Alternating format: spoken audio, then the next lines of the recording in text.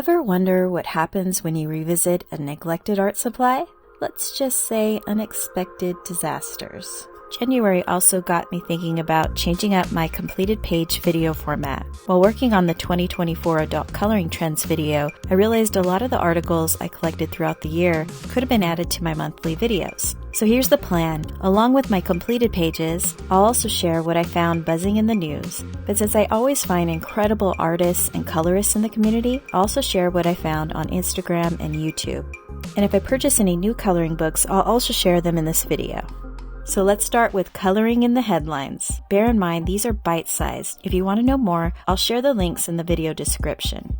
Cult Box revealed an official Doctor Who coloring book that's expected for release this summer. Meanwhile, Pop Insider teased upcoming books from Inside Editions, featuring DC Comics, Harry Potter, and Dirty Dancing. Lastly, over at JohannaBasford.com, the cover of her next book has been revealed, and it's all about wildflowers. This book has an expected release of October, and pre-orders are available now. Speaking of pre-orders, Fairy Tale Worlds by Maria Troll is now available to pre-order, and the book is expected for a USA release in July. On the therapeutic side, CTV News highlighted the best coloring books for stressful days. Should I be concerned that I don't have any of these books? Meanwhile, Good Housekeeping included coloring in their list of mood-boosting hobbies that you can enjoy on your sofa. And if you're looking for some free coloring pages, AOL has a list of 25 pages. Moving on, RJ Hampson also has been busy sharing multiple color-alongs, and he shared how he illustrates his designs. He also made that exact page available for his fans. All of this is available on his YouTube page. And before I continue, if you like the changes to this video so far, please help me out by subscribing and giving this video a thumbs up. And in case you missed it, the Book Riot shared coloring books that are inspired by popular shows and books like Squid Game, Game of Thrones, and Bridgerton. And as always, you can download some of those free samplers on the page. And lastly, from New Zealand, a graphic designer blended art with history to create a charming souvenir coloring book and sticker book collection celebrating her hometown. Alright, so now that you know what's in the news, I'll move on to the colored pages. But stick around as I do have some inspirational colorists I found on YouTube and Instagram, and I'll also share the new books that I've added to my collection.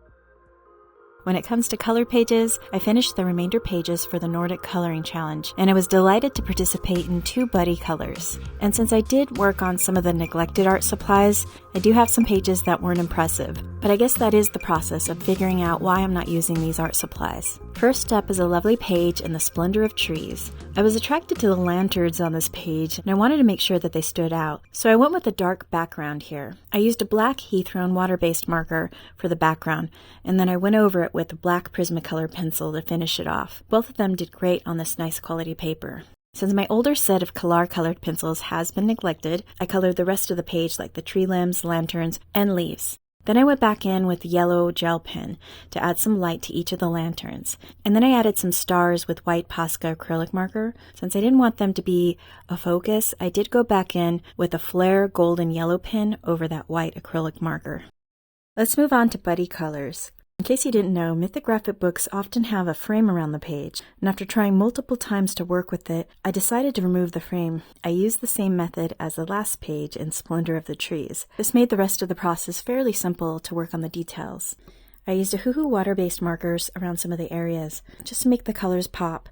And at some point I wanted to make it look like the rainbow was making the ground glow. I finished a lot of the other details with Kalar colored pencils. I do think the deer's eyes and face would have done a lot better with another color pencil brand, but I'm still happy with the results.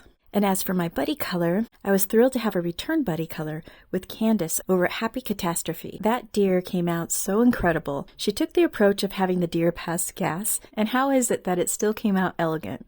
This page kind of reminds me of something I'd see on a cover of a book. The other buddy color I did was in Magical Worlds. I was really intimidated by all of the flowers on the page, so I decided to make the larger flowers stand out by removing a lot of the tiny flowers with the dark gray Prismacolor pencil. And by using that hack, I was just able to make it a little less intimidating. I added a dark background with the fox by using a black water-based marker and a black Kalar pencil. While the fox isn't as vibrant as I would have hoped, I'm still happy with how the page came out. Now let's move on to another talented colorist. Color and Create with Jana is always inspirational, and so when we decided to come together for a buddy color, I was thrilled to see what she would do with this page, especially since she shared some teasers saying that she would go with violet and blue on the page. I knew it was going to be magical with how beautiful the Arctic fox came out. Another page I finished in Magical Worlds was the sloth page. I went with the dark background here to allow the flowers and the greenery to stand out. I used the Hethrone water-based black marker, and then I went over it with the Color black pencil. I also added Ohuhu markers on the leaves. Then I went over those water-based markers with some more Color pencils. For the sloth, I didn't like how the Color pencils looked on it, so I went over it with a white Posca marker to make sure it stood out a little bit more. Overall, I really liked how relaxing it was to color this page. And while I do have some work in progresses in this book, the other page I did finish was the wallpaper page. I went in with the water-based marker for the backdrop, and then I used Derwent Color Soft. After that, I went over some of the metallic areas with a gold color Altitude gel pen, and I really wanted it to kind of look similar to the right side of the page. And I would say this didn't take me too long, maybe like 45 minutes. Next up is a simple page in Cute Fairy Tales by Selena Fenich. I mostly used Ohuhu water-based markers on this page, which didn't do that well with the Amazon paper, and I was mainly upset about how the skin turned out.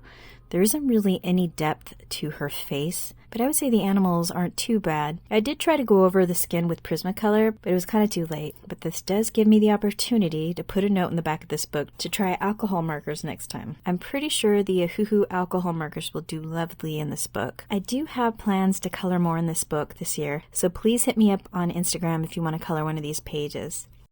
Now the next page is pretty bad in Luna Chronicles.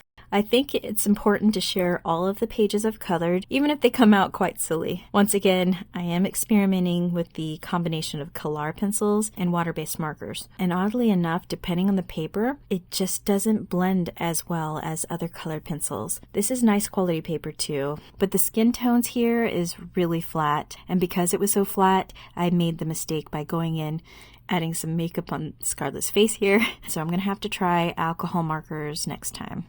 As we continue, more decluttering of my older set of Color pencils.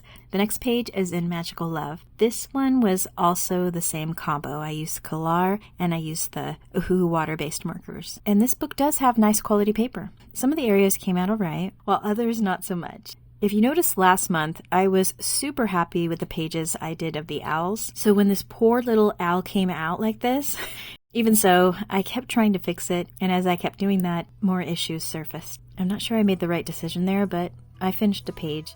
Okay, and the next set of pages is the Nordic Coloring Challenge, which has Norse-related figures. In the Forest Kingdom, I discovered a page that kind of reminded me of the Mighty Miko fox. This page didn't turn out as I hoped, but I made do with what I could. I used the Hethrone water-based markers around the edges, and then I went in with Color pencils, finished it up with white Posca, and then added a yellow gel pen over the flowers. The other page that I did for the Nordic Challenge is in Luna Embrace the Magic of the Moon. This is the page that I thought kind of represented the Yggdrasil tree, known as the Norse Tree of Life. I went for a dark night scene with vibrant elements. The next page is a Valkyrie in the Goddess book by Selena Fenich. I wanted to try dark hair with the night sky, and I did remove a horse here in the background because the horse was kind of at a weird angle.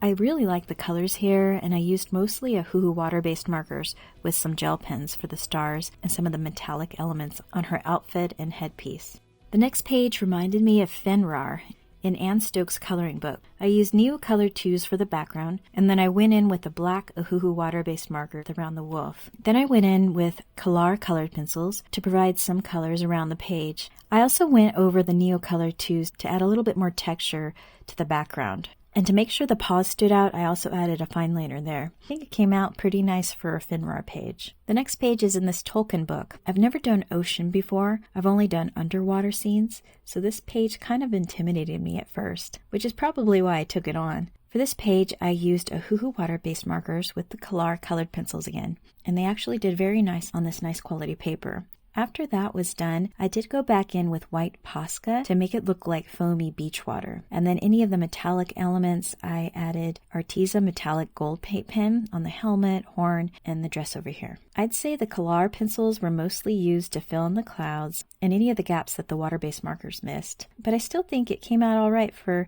an ocean scene. I also finished a figure that reminded me of Freya in The City Among the Stars. I used Neocolor 2s for the background, and then I left the edges as is, but then I did go back over with some color pencils in the middle around the frame. I don't know if you can tell that here, but I really wanted the figure to stand out. Then I colored the garment with Prismacolor Premier, and then I finished some of the metallic elements with a gold altitude gel pen. I also used white Posca marker for any of the elements that I wanted to appear shiny, and it was a bit of a challenge trying to limit my color palette. The last book has a scene I have wanted to do since I purchased the Grains of Gold coloring book. I wanted to take the Nordic challenge a little bit more seriously, so I decided to embrace a stormy day at sea. I also wanted to have some elements of the Viking TV show, so I went with the Viking maiden colors with the blue shield symbols. I used a traditional color palette. As for the background, I used Neocolor 2s, and then I went over some of the details with Prismacolor. And then since I wanted the fur to kind of stand out, I added some gel pens and a little bit of like a peachy tone. And I really like how it came together. Now, if you like stats, I will be sharing a video soon. I came across so many amazing videos on color pages in January, but these are the ones that stuck with me. Color Gian finished a stunning dragon design that is winter themed. I really like the vibrant yet classic colors in this piece. Little Hobby Nook worked magic with a page from Luna Embrace the Magic of the Moon. The limited color palette is so captivating here. Over on YouTube, there were some fantastic videos, and one of them was packed with information. It's Maya's update videos, where she shares different elements of what she's working on with her creative journey. I'll leave a link in the video description, or you could just check out Maya's page. Allison's Coloring and Creativity shared a fascinating D-Stash video showcasing coloring books she's letting go, and it was nice to see her process. Finally, Color and Latte shared a haul video featuring a variety of items. She's great at playtesting these, so you'll want to check out her channel if you want to see more videos like these. And before I move on to the books I grabbed, I was hoping you can share feedback in the comments, as it helps me know what type of things you like about this video format. Let's move on to the books I picked up. I discovered Dream Imagination by Annie Reyes, and I was really captivated by some of the ladies she draws because they remind me of the Blythe dolls I have. The other book I picked up is Winter Dreamlings by Edwina McNamee, and this one was a bargain on sale. I hope you like this new format. Thanks for watching.